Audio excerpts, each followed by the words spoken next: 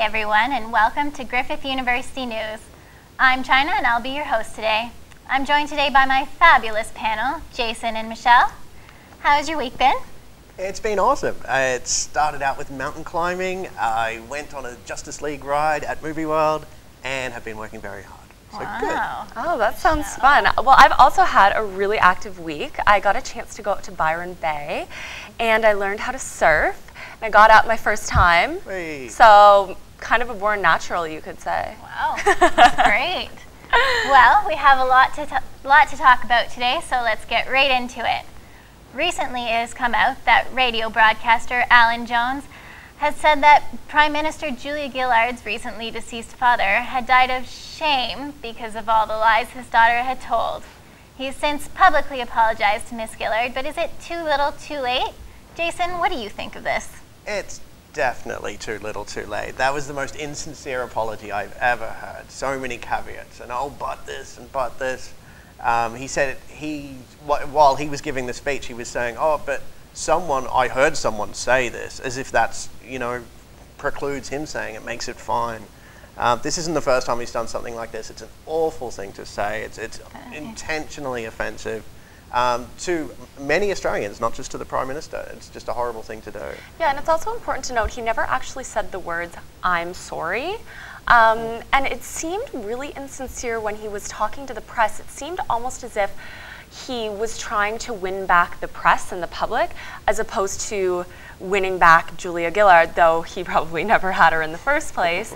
But it was just a really, really fake and dodgy interview with him. That press conference it didn't sit well with me. No, definitely when I first heard this, I had a, oh no you didn't moment. I was horrified by his remarks.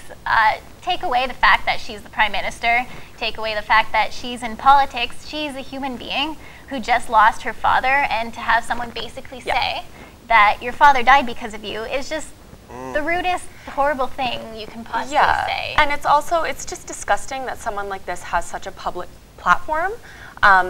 It's absolutely horrifying, and something, if this isn't a wake-up call, I don't know what is. Definitely. I definitely think he should be sacked for his remarks. Absolutely. definitely. Well, let's hope that Mr. Jones faces some sort of consequences for such horrible remarks. We're going to go to Joey now with our news headlines. Thanks, guys. And in the latest headlines, there were distressing scenes at Brisbane Airport last night as 4 girls were literally dragged onto a flight by Australian Federal Police officers.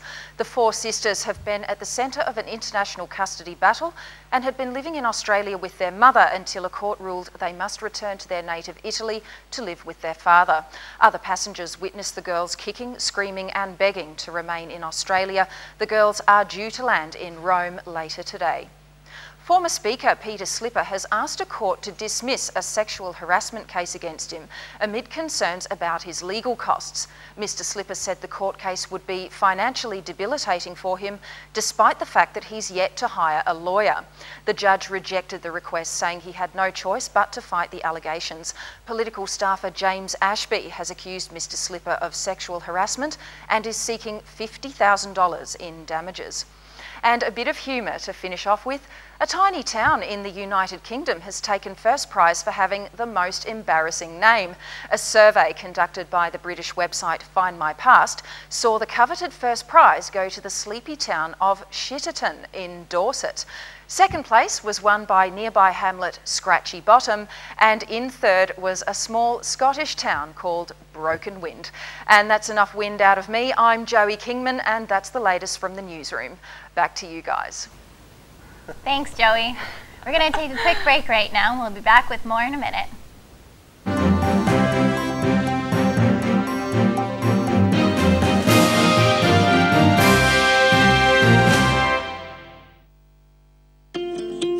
If there's a change you'd like to see in yourself or in the world, it can happen at Griffith University.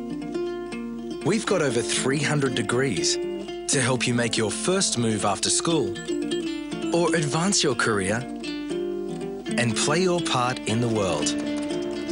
Griffith University, your world changes here.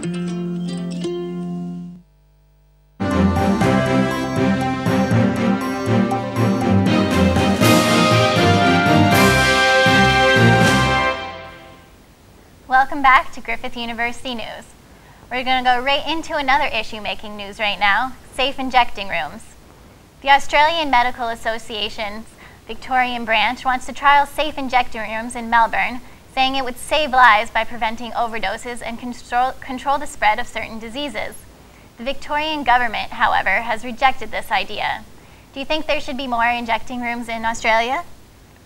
Yes, definitely. Where they're needed, they obviously and demonstrably save lives. They cut back on overdoses.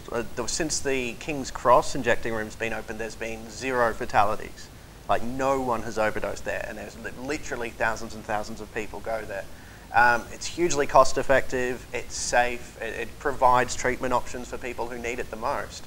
Yeah, I see no problem with it. Well, I do agree with the benefits of it. It is important to note the negatives about this as well.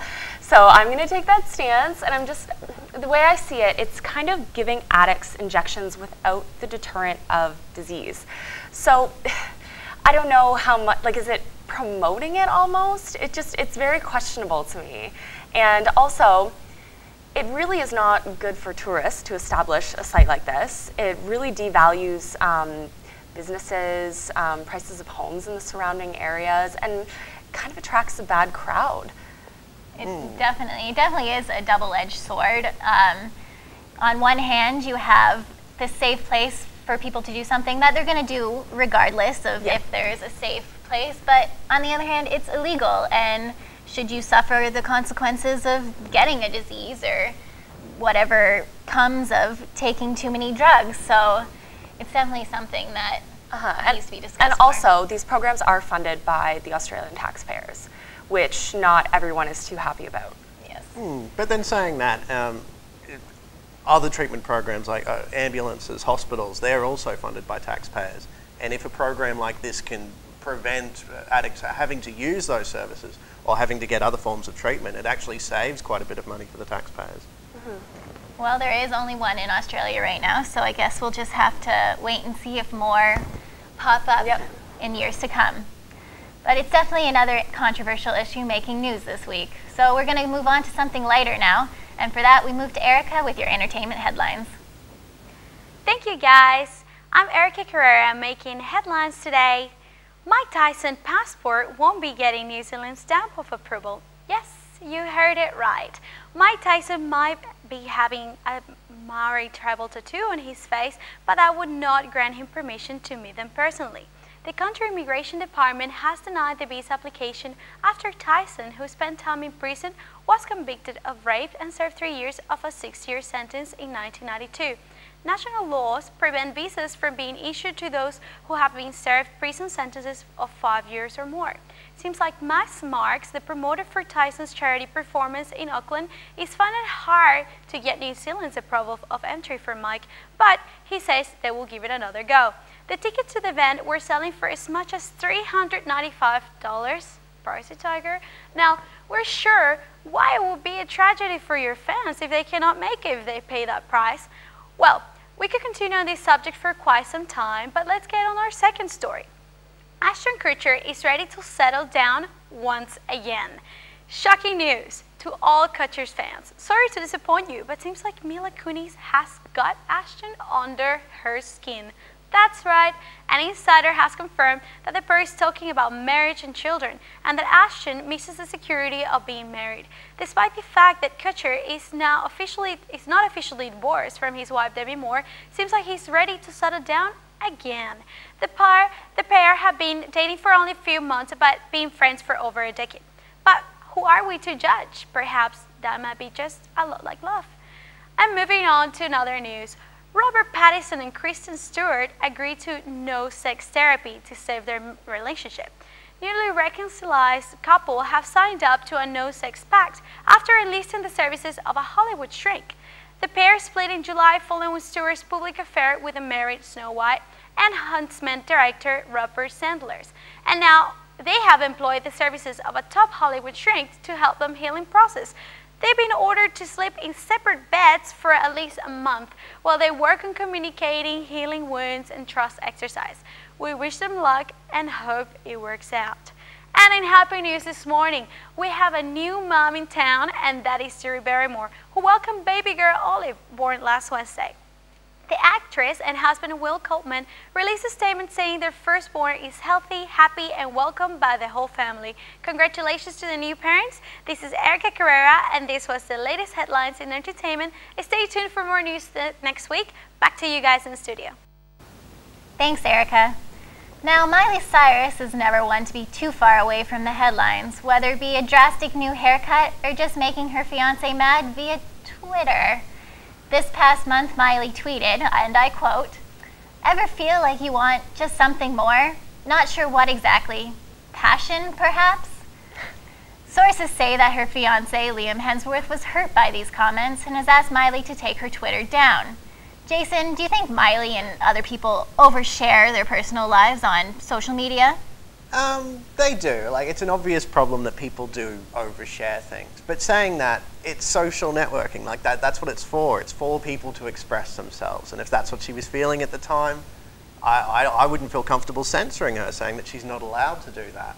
And really, if she wasn't already in the public eye, would it be such a big deal? Would be like, oh no, this 19-year-old girl posted that she wants more out of life.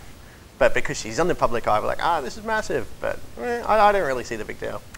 You know what? In the end, this is all just a matter of publicity. She knows what she's doing. She starts with the teenage engagement, then she posts the picture of her freaky new hair on Twitter, and now she's posting these hurtful messages supposedly about her fiancé. And she knows what she's doing. We wouldn't be talking about her if she wasn't posting these on Twitter. And it all comes down to publicity. She doesn't have really much else going on right now. Her last movie was a flop. This is all she's got. Definitely, but I think at the same time, this also shows her immaturity. Like, she's Absolutely. only 19 years old, almost 20, and she's engaged already. If I'm 23 and I'm too young to get married, you too are too young to be married, Miley. Especially if you feel the need to post about your passion, which you shouldn't be having anyways, on Twitter for all your people to see. So I think you should keep your tweeting to a minimum, Miley.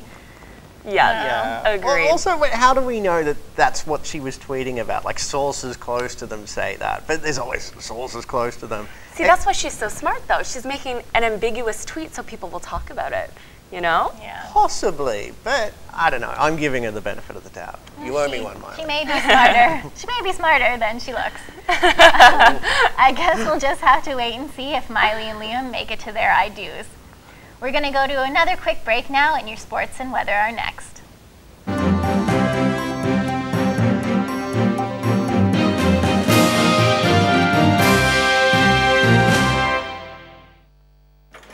Being the managing director of an events management business and working with clients like Lady Gaga and Guns N' Roses isn't all rock and roll. There's serious decisions that need to be made. I've got to know what I'm doing. First place I learnt the power of knowledge was Griffith University. Griffith taught me how to apply what I know to the big picture and the big issues. I know how to find ways to keep the show on the road. Well, guess my job is a bit rock and roll then, isn't it? Griffith University. When you know more, you can do more.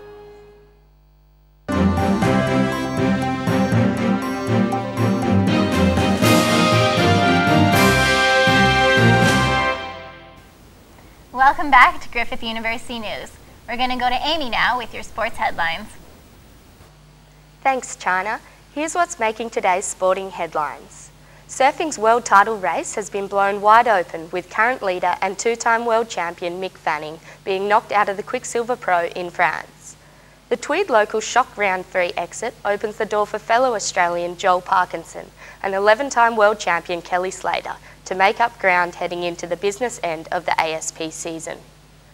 Two-time world champion and Gold Coast driver Casey Stoner will return earlier than first thought for the Japan MotoGP after missing the past 3 races following serious leg injuries he suffered during the qualifying in mid-August. 2010 world champion George Lorenzo leads compatriot Dani Pedrosa by 33 points. Stoner's teammate Pedrosa slightly narrowed the gap by winning last Sunday's Aragon MotoGP ahead of the series leader. And in Gold Coast news, Nate Miles was the big winner at the Titans' end-of-season gala last night, taking out the Titans' Player of the Year award.